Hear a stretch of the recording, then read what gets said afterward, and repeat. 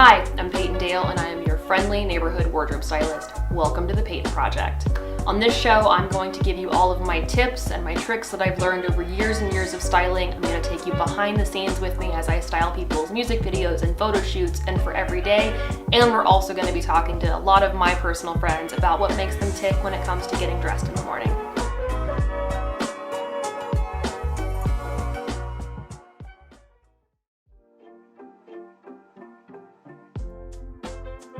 Hey guys, welcome back to the Peyton Project. Today I'm going to talk to you about something that I call the working wardrobe.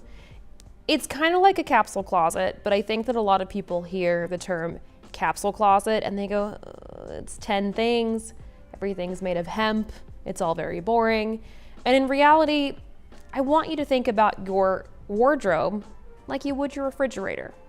A lot of people get so wrapped up in this idea that they have to have the most fashionable stuff on earth, they have to change out their closet every season, they have to buy something new for every single event that they have, and that's just not the case. When I started treating my closet like I treat my refrigerator, things shifted for me greatly. So I always say this to my virtual clients and to my in-person clients. Why do you have a closet full of things and none of it fits you? And they go, oh, I'm holding on to it in case I lose weight or gain weight or in case something happens.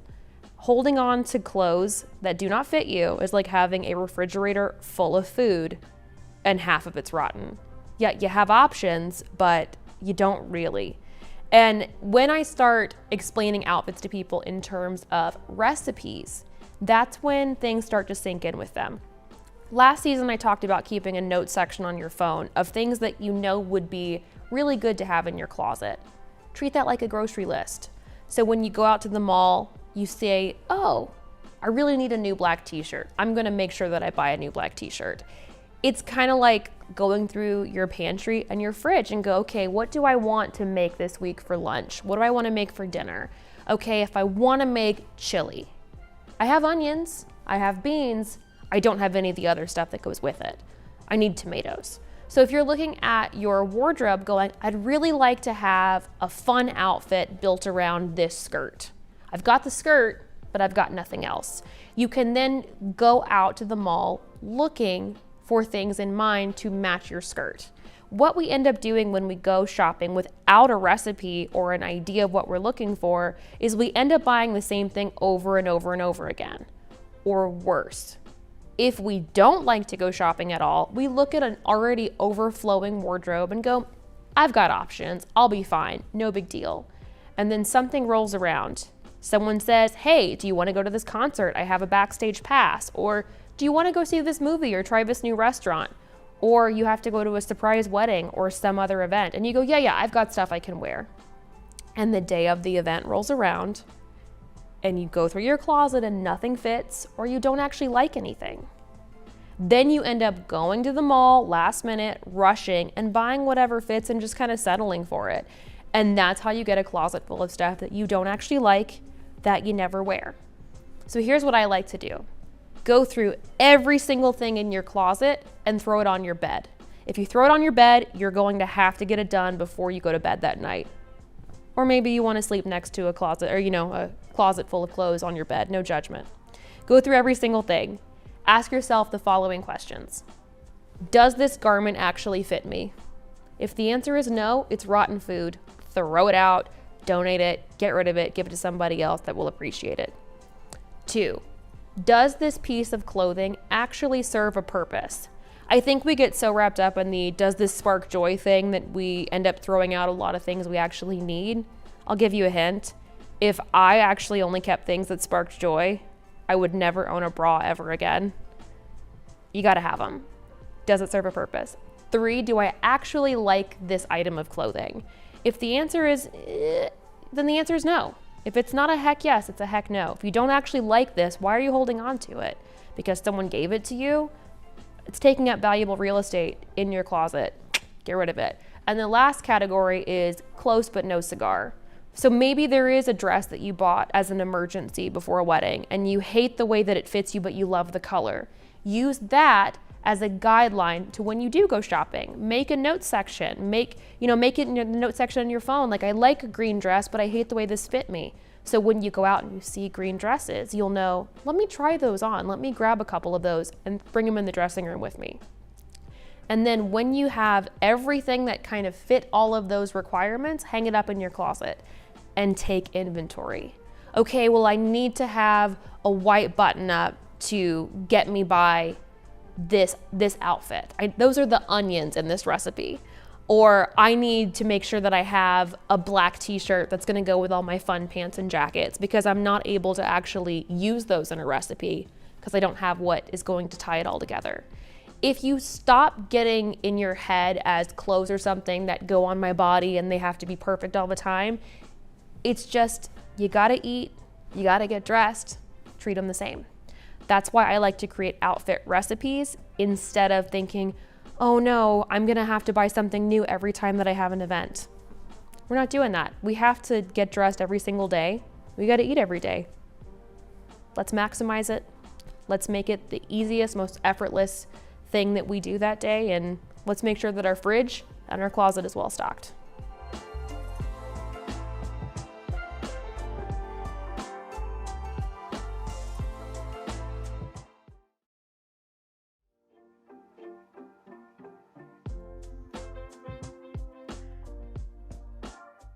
Hey guys, welcome back to the Peyton Project.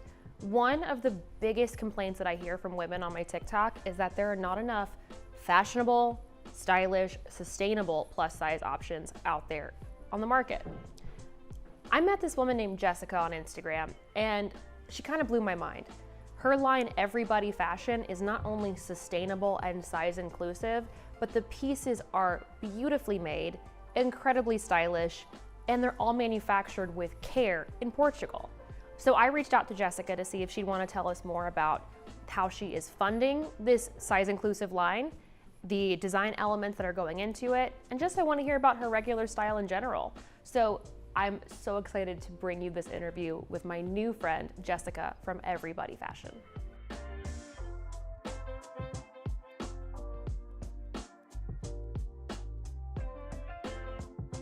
Jessica, thank you so much for hanging out with us today.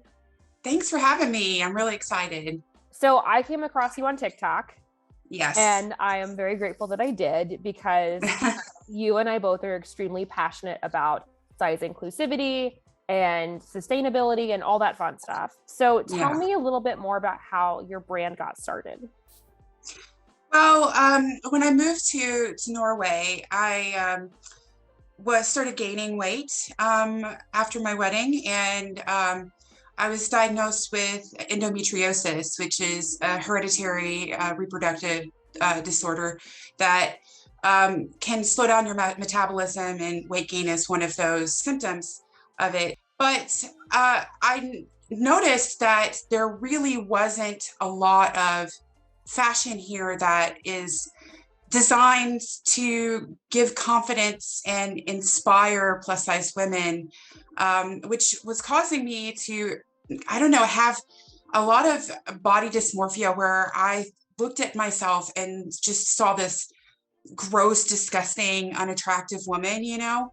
And I started realizing that a huge portion of these feelings towards myself was the clothing. It was almost as if the fashion industry here was telling me and affirming that, yes, your body is gross and disgusting, cover it up, you know?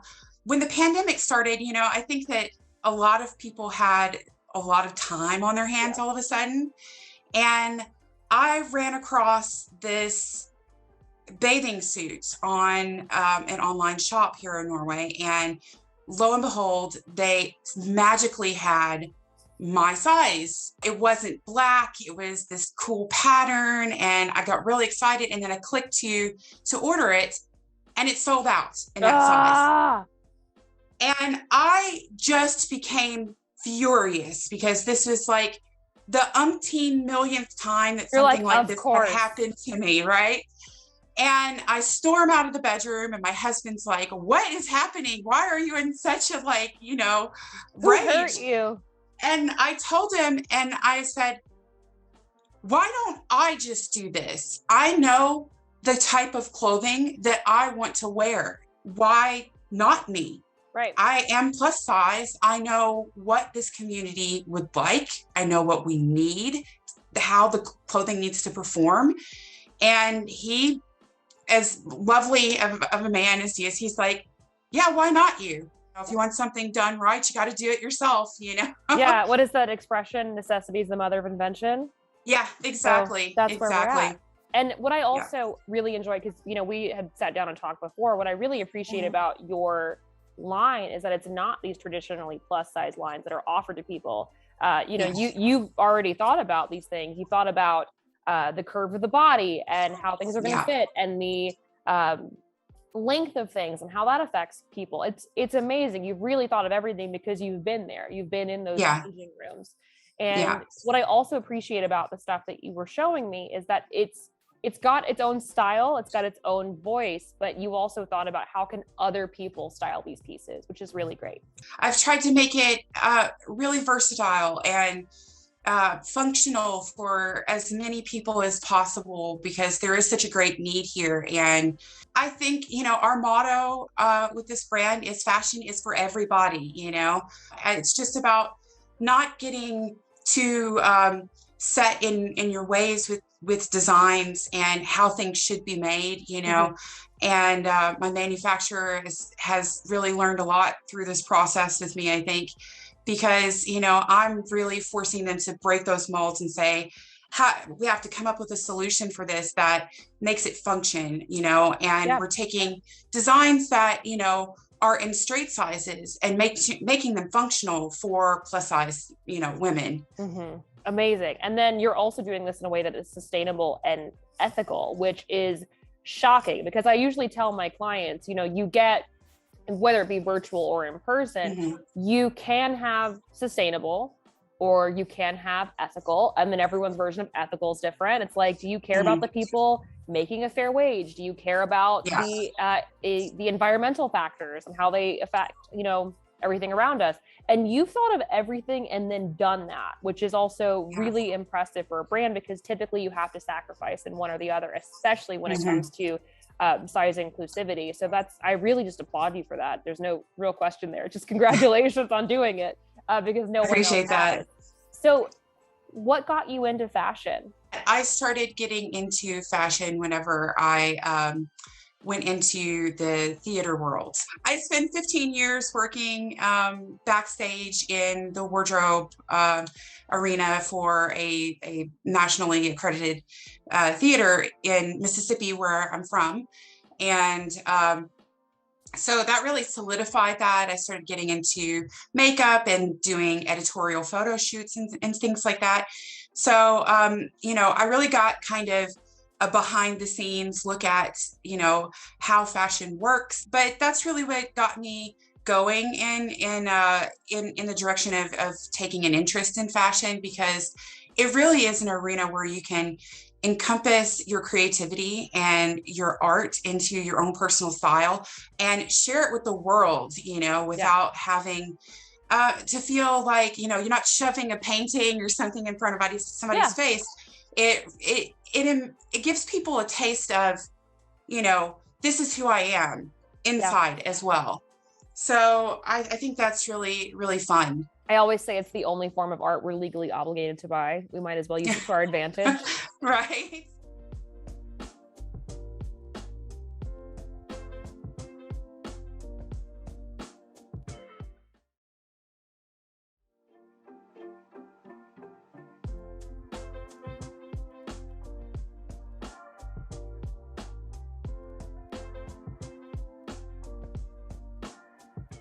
Hey guys, welcome back to the Peyton Project. I met this woman named Jessica on Instagram, and she kind of blew my mind. Her line, Everybody Fashion, is not only sustainable and size inclusive, but the pieces are beautifully made, incredibly stylish, and they're all manufactured with care in Portugal. So I'm so excited to bring you this interview with my new friend, Jessica from Everybody Fashion. If you could trade closets with anybody in the world and you could copy and paste and have everything in that closet fit you perfectly, and you could do it tomorrow, who would it be? Diane von Furstenberg is really, a big inspiration to me, and I would And love to write her closet. and not afraid of color and print and all that fun And stuff too. print, yeah. Yeah. Especially, I love her boldness with print, and using really modern prints as well, Hmm. and also the way that she can take a very classic print, something that's very, um, seen, and blow it up and make it bigger, and suddenly it's like really modern and Yeah. chic too. Well, I know that you were talking about when we had our initial call, just to say hi Mhm. in general. You were talking about crowdfunding, and that's how you were Yes. going about funding this brand. Because one of the big things that a lot of designers don't talk about is how hard it is to get funding. Yes. Because when you're manufacturing and you're manufacturing ethically, it's expensive. So, Yes. walk me through a little bit about how you came up with the idea of crowdfunding and what that's been looking like for you so far. Crowdfunding, I spent about a year looking for an investor. We really have a quite large market gap in the plus size market here. It's 6.3 billion Norwegian kroner, which is, around $6 million. That's the market gap alone. And we're not Yeah. talking about, companies that are overseas that do business here, that and companies that have a presence here that are just doing it badly. Right. But that's like the missing pieces here. So I started looking for investment, and I've applied to hundreds of angel investment websites. I have reached out to investors and everything, and unfortunately, right now, the investment world is really preoccupied and really interested in tech and apps Yeah. specifically. So, a woman ran business that is also plus size fashion Mm-hmm. wasn't really interesting to them, Yeah. sadly. So, my husband and I, despondent for a couple of months, decided, the world has always been against me, but guess what? I am not dead yet. And, Yep. I have, decided that I'm not going to let this defeat me. I'm going to give it the best shot that I've got. And, we came up with this idea to really put me and my personality and my story out there to the public, Mm-hmm. start, really running some rigorous social media programs. And in November, we finally launched our Kickstarter, which, Amazing. yeah, we have a goal of 2.5 million Norwegian kroner. So that's around 250,000 Mm-hmm. to fund the manufacturing of the spring and summer collection. And, as you said, doing ethical and sustainable, uh, fashion manufacturing, it can be expensive, Yeah. We've been trained. I want to reframe how we think about this. It's not that it's expensive, it's that we've been conditioned to get things cheap.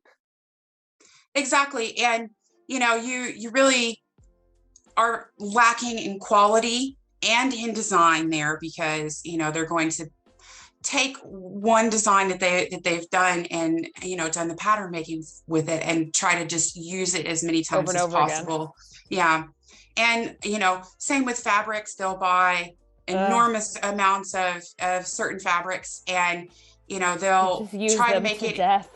Yeah, and regardless of whether or not that particular fabric performs well for that type of item, and that can all lead to some disastrous results, especially with plus size, because they always want to use this like spandexy kind of like swimsuity material. For And everything. yeah, it kind of shows everything, Yeah. Mm-hmm. Oh, I know when not exactly what used you're talking smartly. about.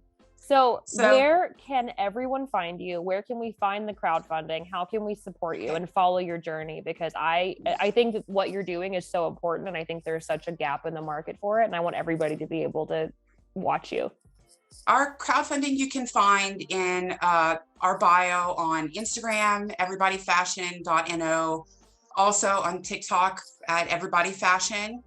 Um, You can also go to everybodyfashion.no, and there is a link directly to the Kickstarter there as well. Perfect. And our reward packages are able to only be shipped to people that are within Norway, but we do want and intend to be an internationally available brand as quickly as possible.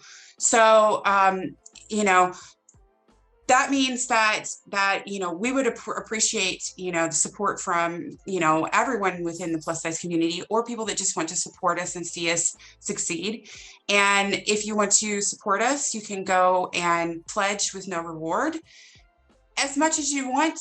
That can be $5, that can be $20, that can be €50, that can be €5, whatever you feel comfortable with. We would love to have support from as many people as possible, so that we can launch internationally as quickly as possible too, because we have some really big things planned, like not just clothing, but we want to move into accessories, footwear, wide Yeah. leg, wide calf, knee-high boots and things like that, as well as jewelry eventually. All of it going to be made in Portugal, under EU labor laws and environmental laws. So, you Amazing. know, Well, and I really want to encourage you guys at home who are watching this who might not be in Norway.